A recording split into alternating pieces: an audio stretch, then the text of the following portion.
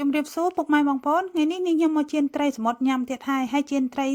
សមុទ្រថ្ងៃនេះនាងខ្ញុំយករសជាតិជូរអែមនាងខ្ញុំលាយទឹកត្រីកោះកុងជូរអែមនឹងឯងបុកទឹកត្រីកោះកុងជូរអែមណាយកមកស្រោចពីលើហើយរោយជាមួយស្លឹកក្រូចនេះបងប្អូនអើយក្លិនវិញឡើងឈ្ងុយឈ្ងប់តែម្ដងណាហើយបើសាច់ត្រីវិញគឺឆ្ងាញ់តែម្ដងត្រីសមុទ្រនេះសាច់ត្រីនឹងឆ្ងាញ់ណាស់បងប្អូនយកមកជៀន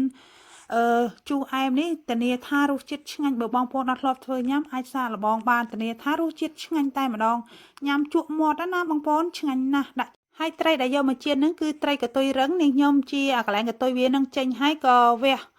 ពោះវាយកអាចចេញឲ្យស្អាតហើយអង្គន់វាលាងទឹកឲ្យស្អាតចឹងណាបងប្អូនបន្ទាប់មកទៀតនេះខ្ញុំចាក់ប្រេងសណ្ដែកឲ្យក្តៅហើយដាក់ជាមួយអំបិលបន្តិចដើម្បីកុំឲ្យវាជាប់ខ្ទះហ្នឹងណានេះហើយឥឡូវនេះខ្លាញ់របស់នេះខ្ញុំក្តៅហើយនេះខ្ញុំយកត្រីនឹងមកដាក់ជៀនតែម្ដងត្រីនេះសាច់វាឆ្ងាញ់ណាស់បងប្អូនពេលដែលយើងជៀនឡើងក្រៀមឡើងស្រួយទៅគឺសាច់ត្រីនឹងឡើងឈ្ងុយហើយរសជាតិត្រីនឹងគឺឆ្ងាញ់ហ្មងណាបងប្អូន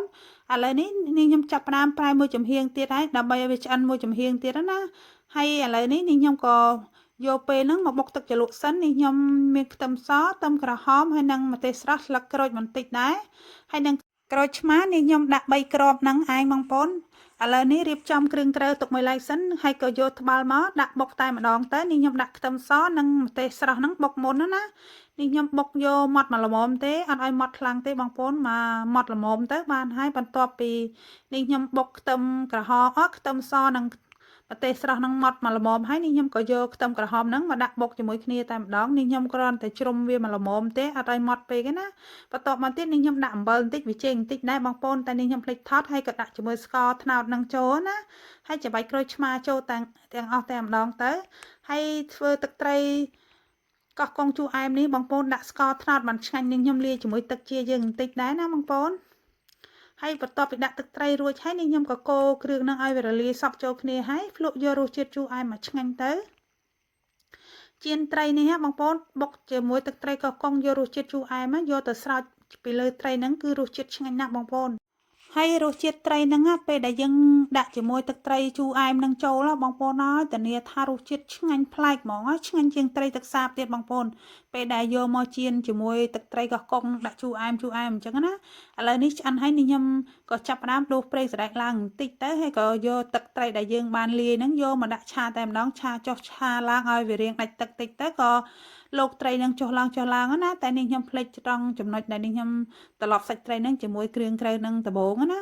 ហើយឥឡូវនេះឆ្អិនហើយនេះខ្ញុំក៏ចាប់ផ្ដើមយកម្ទេសនឹងជោគដាក់ពីលើតែម្ដងទៅហើយក៏រៀបចំដាក់ក្នុងចានណាបងប្អូនឈ្ងុយណាស់បងប្អូនអើយឡើងឈ្ងុយកូនប្រុសរបស់នេះខ្ញុំគាត់ចូលចិត្តញ៉ាំណាឲ្យតែត្រីជៀនមានដាក់ម្ទេសរសជាតិជូរអែមអញ្ចឹងហើយនេះខ្ញុំក៏រោយជាមួយស្លឹកក្រូចពីលើបន្តិចដើម្បីកាន់តែឈ្ងុយឆ្ងាញ់ណាបងប្អូនអត់ចូលចិត្តមិនបាច់ដាក់ក៏បានដែរតែនេះខ្ញុំចូលចិត្តក្លិនស្លឹកក្រូចនេះខ្ញុំចូលចិត្តដាក់ហើយរសជាតិឆ្ងាញ់មែនបងប្អូនអាចសាកល្បងបានធានាថារសជាតិឆ្ងាញ់កប់ហ្មងបងប្អូនញ៉ាំជាមួយបាយវាត្រូវគ្នាហ្មងណាបាយដឹងតែ2 3ចានបងប្អូនបានឆ្អែតនិយាយទៅមុខម្ហូបនេះញ៉ាំជក់មាត់បងប្អូនគ្រាន់តែបងប្អូនឃើញហើយក៏មានអារម្មណ៍ថាចង់ញ៉ាំដែរឆ្ងាញ់មែនណាបងប្អូនមិនមែននាងខ្ញុំចេះតែថាណាបងប្អូន